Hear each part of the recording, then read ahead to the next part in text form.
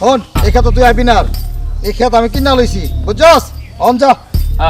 আর কোনোদিন এই খেত আইবি না যা এই খেত আজ থেকে আমার যা মা কালিস করে যা যাও কিনা লইছেন মানে আমার ক্ষেত আপনি কিনা লইছেন কেমনে হ্যাঁ আপনার কথাবার্তা তো আমি কিচ্ছু বুঝতেছি না হন এই জমিটা তো তোর বাপের নামে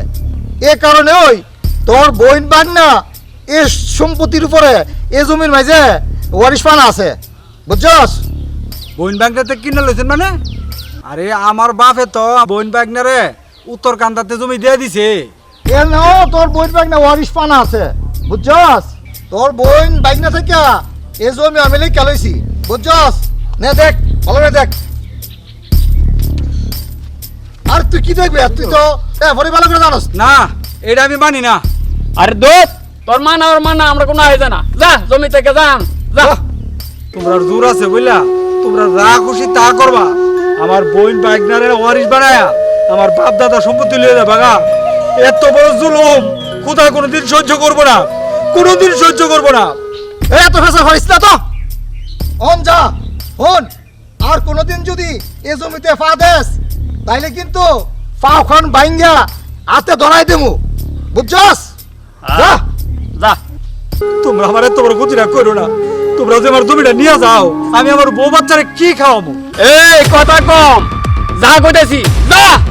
যা কইতেছি না আমি কোথাও যাবো না এই জমি আমার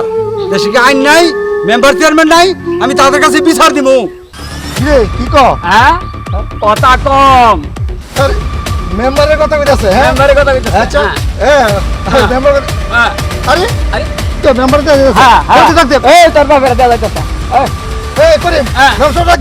দে মেম্বার সাহেব ও মেম্বার সাহেব আয়েন আয়েন ভাই ডাকছে আয়েন কিরে এরা দি ডাকতেছে লজাই দেহি কি বিষয়টা আয়েন মেম্বার সাহেব হ্যাঁ কি হয়েছে তোমরা মেম্বার সাহেব আপনি তো জানেন আপনার জমির লগে আমার এই জমিটা আমার বাপে আমার দিয়ে গেছে অনেক হারা কইতাছে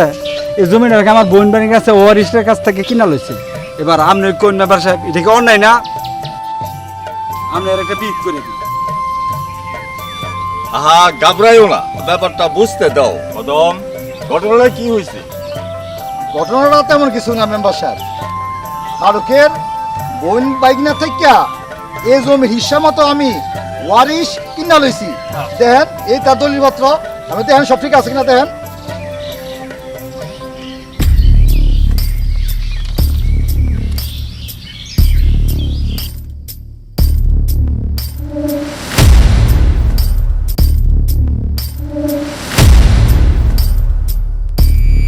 সবই তো ঠিক আছে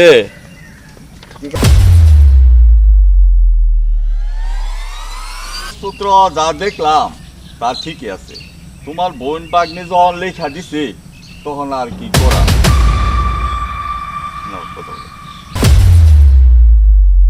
আপনি হারা বুঝায় কোন এটা অন্যায় এটা ঠিক না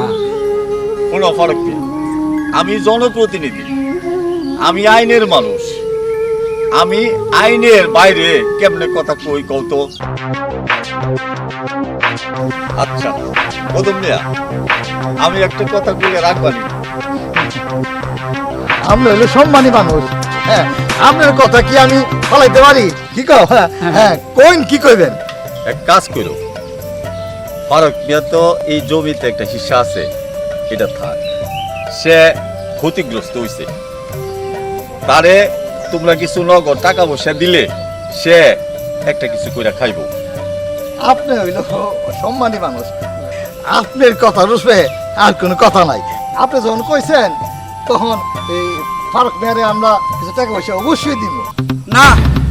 এটা কোনো কথা না এটা আমি মানি না আমি আমার জমি ছাড়তাম না আমি আমার জমি আমি কোনোদিন আমার জমি ছাড়তাম না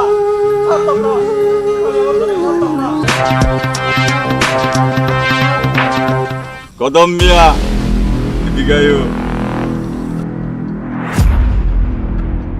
কদম মিয়া সবকিছু তো ফাইনাল কাল সকালে রেজিস্ট্রেশন যাইয়া আমার নামে দলিলটা কইরা দিও ঠিকই তো কইছেন না মা সাহেব আরে এত কিছু যে হয়েছে সব তো আপনার পরামর্শই হয়েছে এখন চলেন যাই।